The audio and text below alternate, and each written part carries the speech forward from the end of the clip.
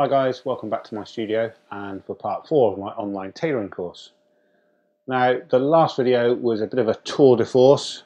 We ended up drafting this beauty, which is our block for our jacket, and yes, it took a long time, but it's well worth the effort. This video is going to be a lot shorter. We're just going to concentrate on adding the dimensions for vents. So basically there are two types of vent: a single back vent, which lies on the centre back line, or a double vent, which lies between the back and the side panel, so you end up with a flap basically over your butt. Whichever vent you decide to choose is purely your preference. I tend to like a double vent, only because I can put my hands in my pockets and the jacket won't ride up as I'm wearing it. Having a vent or a double vent does make wearing a jacket a lot easier, and obviously when you go to sit down and when you're walking, it just gives you a bit more freedom. If you don't want a vent, which is fine, then you don't need to do this video. You just need to trace off your 3 pattern pieces that we drafted last time, and they're ready to go. So to trace off your pattern pieces, it's really simple. Place a piece of your pattern paper or brown paper, whatever, underneath. Use a spiked tracing wheel and just with good pressure go around the shape of your pattern piece. Make sure you mark in the waistline, certainly on the back and on the centre panel. Make sure you mark your darts, your lapel roll line, all of your notches, everything that you're going to need. Take the original draft and the master off, and you'll see the little dots that the tracing wheels left. You can then draw over the top of them and you're ready to go. Put each panel on a separate piece of paper because, as I said in the last video, they overlap at places and you'll end up with a sort of really strange shaped jacket if you don't. So here's my jacket front that I've traced off and then just drawn around the lines. I've included a grain line, which is really important. I've also marked the lapel roll line, the front arm notch, the balance mark where this seam joins our side panel. Obviously I've marked in the dart.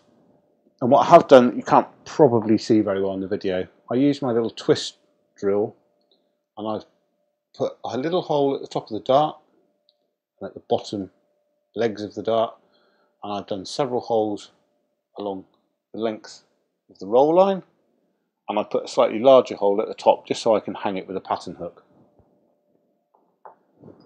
These holes make it easier to transfer the markings onto the cloth later on. I've also used a pattern notcher just to notch the balance marks and the armhole mark.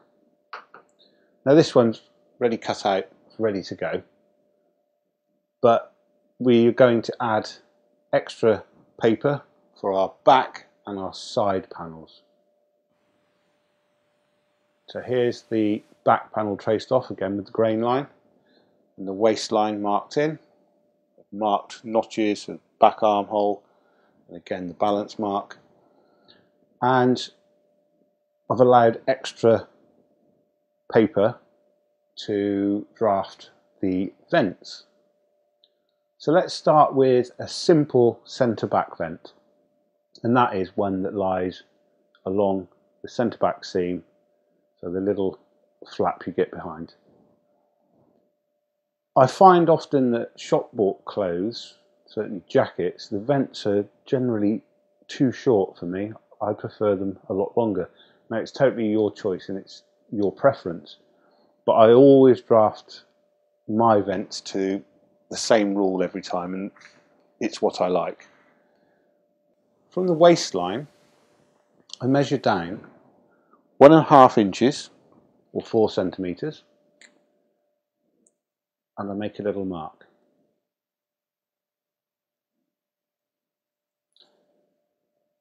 This mark is going to be the top of our vent. Now you might say, hang on, that's really close to the waistline. but actually the vent starts an inch below that marked point, or 2.5 centimetres below that point, because we're going to sew our seam line past the top of the vent and then stop 2.5 centimetres inch below it. So actually it is slightly further away from the waistline than you think. And then you've got the hem as well to come up. So the vent isn't overly long. The next thing we need to do though is to mark in our stitching line. So this 1 centimetre seam allowance we've got, I'm just going to draw a red line 1 centimetre away from this back edge line.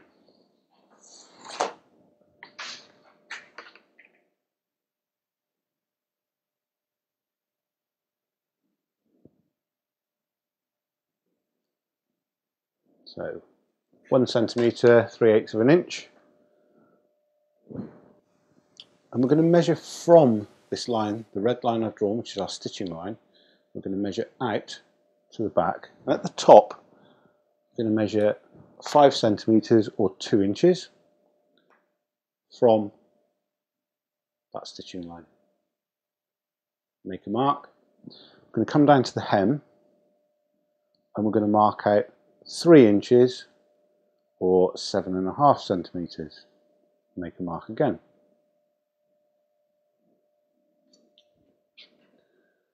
Join the two marks with a straight line.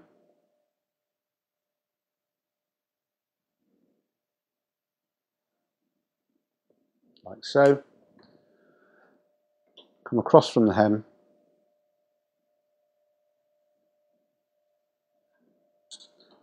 And from this first mark, instead of coming out horizontally at 90 degrees, just going to taper it slightly up. Just gives us a bit more movement when we come to finish the vent off. Like so. So this will provide a centre back vent. Obviously you can have 2 panels the same and the vent piece will be the same. So like I say, it's now important we mark where we're going to finish our stitching along this line. So I'm going to come down 2.5 centimetres, 1 inch below our first mark, like so. So when we stitch our centre back seam, we'll stop stitching there. And that's all there is to a single vented jacket.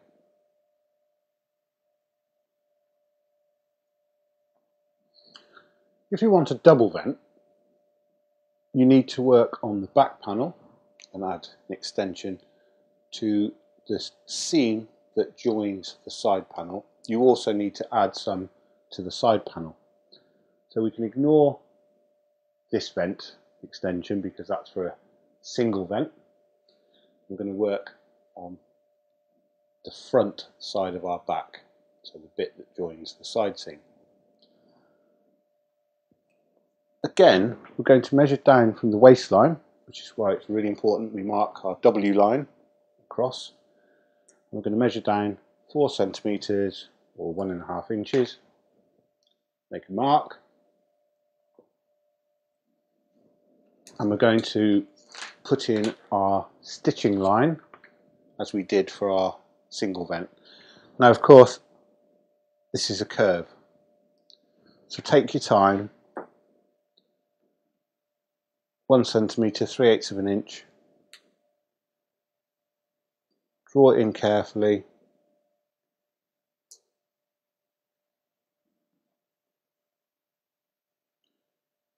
Adjusting your ruler or measuring it as you go.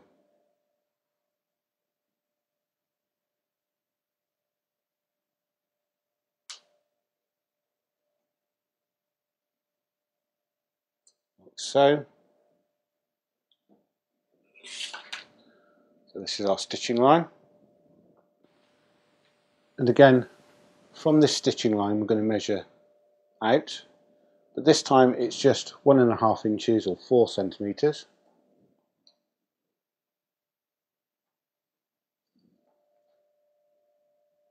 And at the bottom it's the same, 1.5 or 4 centimetres.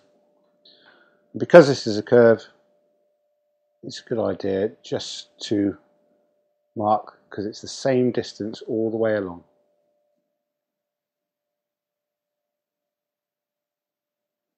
So 1.5 inches, 4 centimeters, like so. And then join this curve up nicely.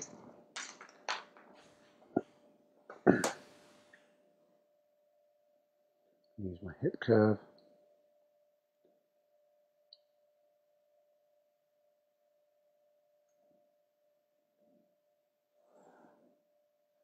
So, finish off the hemline.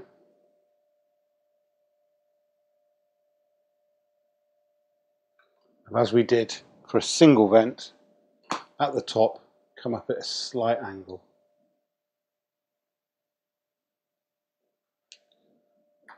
And here we have the extension for a double vent on our back panel. Single vent, double vent. So onto our side panel. This is the edge that joins to the back panel. We're going to measure down from our waist, 1.5 inches or 4 centimeters, and make a mark. And as we did before, we're going to mark our 3/8 or 1 centimeter seam allowance, but we only need to do it at the mark we've just made.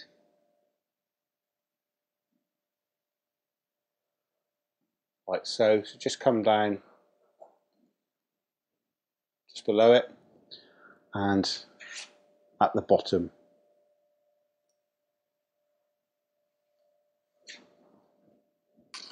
Although this is a curve, we don't need to shape the vent part to match this curve on the side panel as we did with the back panel.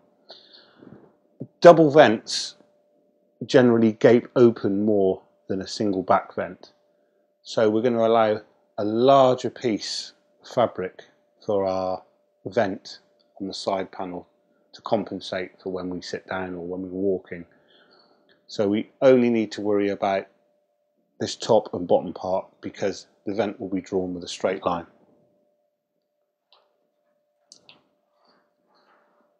Measuring from our stitching line, we're going to come across 2.5 inches.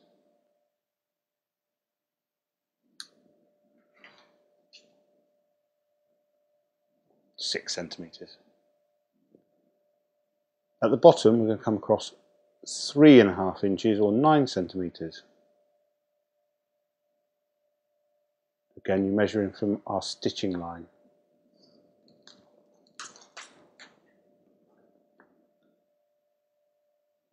Finish off by extending the hem. Straight line between these 2 points.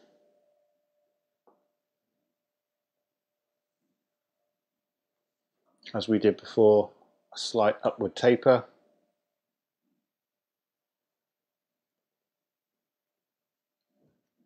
Like so. And then we're just going to measure down from this point along our stitching line to 1 inch, 2.5 centimeters, which is where we're going to stop our sewing. We're going to sew from there to that point there. That's it. That's all you need to know of how to add the pieces for your vents.